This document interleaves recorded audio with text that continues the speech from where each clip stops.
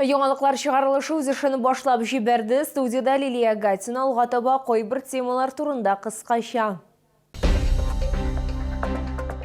Новотроицкий мәктәбендә капиталь ремонтка әзерләнәләр. Бина ничек үзгәрәчәк?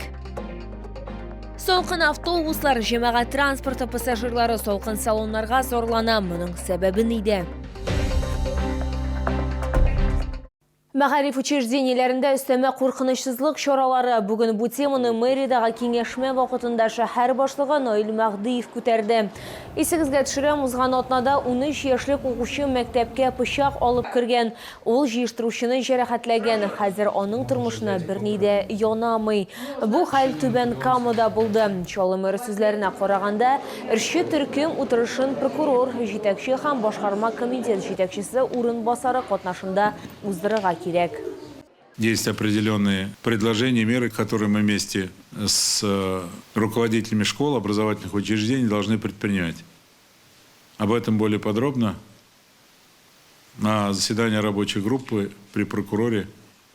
Все это дело необходимо будет рассмотреть. Шәһәр мэры Наил Мәгъдиев сүзләренчә, буларның барысында якын арада тормышка ашырга кирәк булачак. Һәм бу мәгариф учреждениеләренә керү мәсьәләләре генә түгел, чаралар күрелергә тиеш. Новотроицкий мәктәбендә капиталь ремонтка әзерләнәләр. Ул федераль исемлеккә эләккән. Мәгариф учреждениесе 1981 елдан бирле эшли. Шуңа күрә яңарту кирәк. Төзелеш эшләре бу атнада ук башланыр дип планлаштырыла. Алар этаплап узачак. Бер блокта 700-гә якын кеше укыячак. Шуңа күрә укыту 2 сменада алып барыла. Икенче блокта төзүчеләр эшләячәк. Беренче этапта менә шу башлангыч блокны эшлибез без. Балалар инде башка бүлмәләргә күчеп торачаклар. Аннан соң икенче этапта мәсәлән спорт залында эшләячәкбез. Рекреациялар, коридорлар, диварлар барысы да үзгәртеләчәк. Бүтән идәннәр алышыначак. Шуңа күрә тиздән бу бинада без бик матур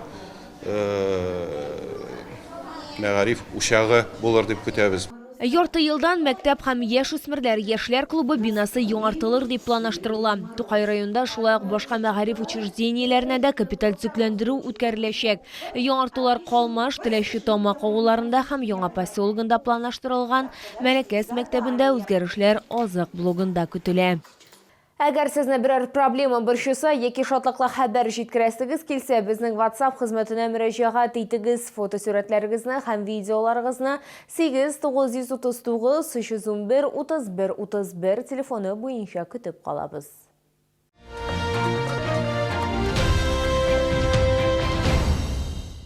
Bir атна içində 13 меңнән артык кое тикшерелгән. Мондый мәгълүматларны бүген аппарат киңәшмәсендә башкарма комитетының шәһәр хуҗалыгы һәм халык яшәешен тәэмин итү идарәсе башлыгы Руслан Вилданов китерде.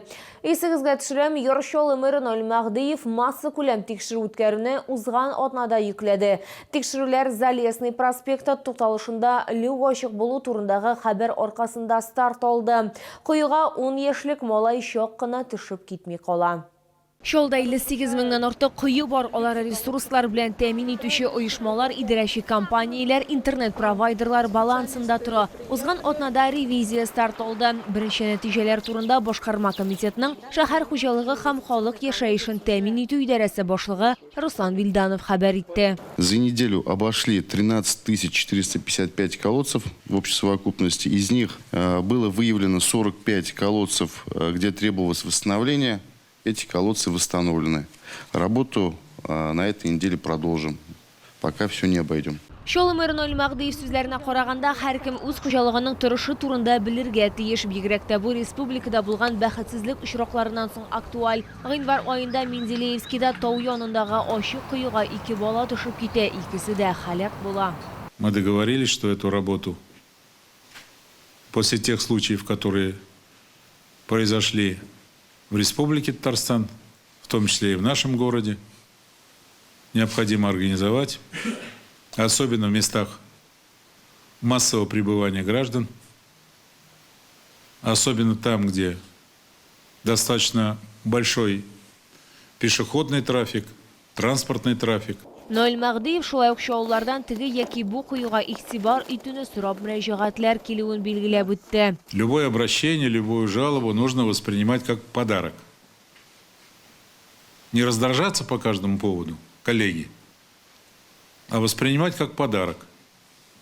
Что вовремя подсказали, вовремя обратились, назвали адрес, место, прислали фотографию. Моның өчен шәһәр башлыгы битараф булмаган Чаллы халкына рәхмәт белдерде. Ләкин ревизия булырга тиеш. Чөнки күңелсезлекләр беркемгә дә кирәкми. Лилия Гатина, Эльмира Гайнетдинова, Фәнис Иксанов, Яңалыклар.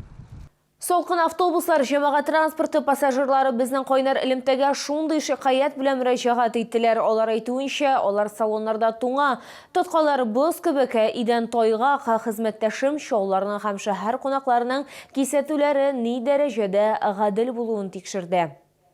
Җәмәгать транспорты пассажирлары сөйләвенчә, урамда да, салоннарда да солкын. Чаллы халкы һәм шәһәр кунаклары сүзләренә караганда, кеше солкыннар башлангач, аларның җылы автобусларда барасы килә. Очень холодно. Даже вот видите, положила сюда варежки. Даже сиденья холодные.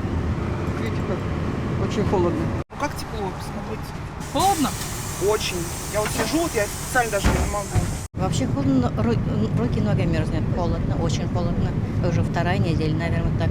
Әмма җәмәгать транспорты пассажирларының фикерләре төрле. Автобусларда уңайлы температура, җылыткычлар яхшы эшли диючеләр дә бар. Не знаю, кто жалуется.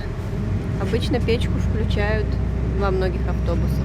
Я вот до зяви каждый раз внучку забирать еду. Нет, так не холодно, нормально. Автобус йөртүчеләр сүзләренчә, пассажирлардан салкынга шикаятьләр булган, ләкин алар әз. Чаллы халкына һәм шәһәр кунакларына барырга уңайлы булсын өчен салоннарны шоферлар үзләре җылыта. Обычно всю ночь автобус работает. На ночь не глушим, мороз. Причины разные бывают. А часто жалуются на то, что холодно в автобусе? Нет, не часто. Но бывает. А как реагируете? Справляем ситуацию. Мне конкретно ничего не говорят. У меня все в печке работают, ПЖД подогревается мотором. В принципе, все. Жалоб не было. Без социаль челтәрләребезгә язылучылар арасында сораштыру уздырдык. Респондентларның 3тән 1 автобусларда салкын дип билгеләде. 25% җәмәгать транспортында сирәк кенә эши, 24% автобусларда йөрми. Лилия Гатина, Тахир Бикметов, Яңалыклар.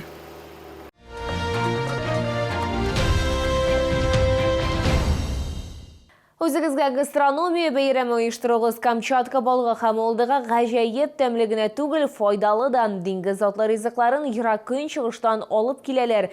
Грин сәүдә үзәгенә килегез, керү урыны Автозавод проспекты ягыннан 1-нче кат.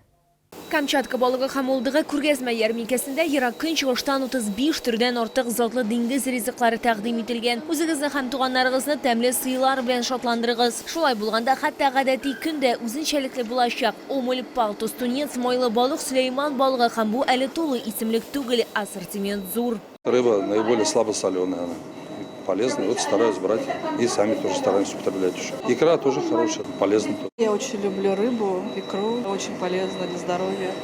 Это большое удовольствие получаю. Особенно можно бутербродики делать там с авокадо, да, с рыбкой с утра на завтрак. Вообще здорово. Хорошая рыба. Вот у жены день рождения. Решил побаловать немножко. Кусочек маленький отрежешь, прям с удовольствием едят. Вот именно рыбку вот эту. И мы сами тоже любим очень даже. Астузлы кайнар һәм салкыны сул белән ысланган ул бары тигез зирек, алмагач һәм шиянең табигый утыннары төтенендә ясала. Кызыл уылдык белән бутерброд көне буена җитәрлек энергия бирәчәк. У нас шикарная икра, отборная, зернистая. Обратите внимание, прям зернышко к зернышку. Всем рекомендую. Слабосоленая, она богата витаминами, микроэлементами. Үзегезгә гастрономия бәйрәме оештырыгыз, иммунитетыгызны ныгытыгыз һәм кәефегезне күтәрегез. Моңа Камчатка балыгы һәм Улдыга күргәзмә ярминкәсе ярдәм итәчәк. Грин сәүдә үзәгенә килегез, 1-нче кат, керү урыны Автозавод проспекты ягыннан.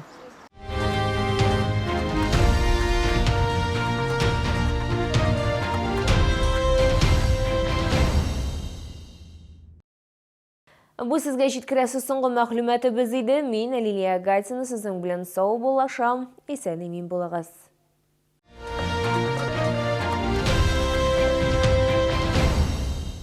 Челны, встречай! Свежие камчатские деликатесы от производителя. Королевский лосось, красная икра, масляная. С 26 по 31 января. ТЦ Грин, остановка Глобус.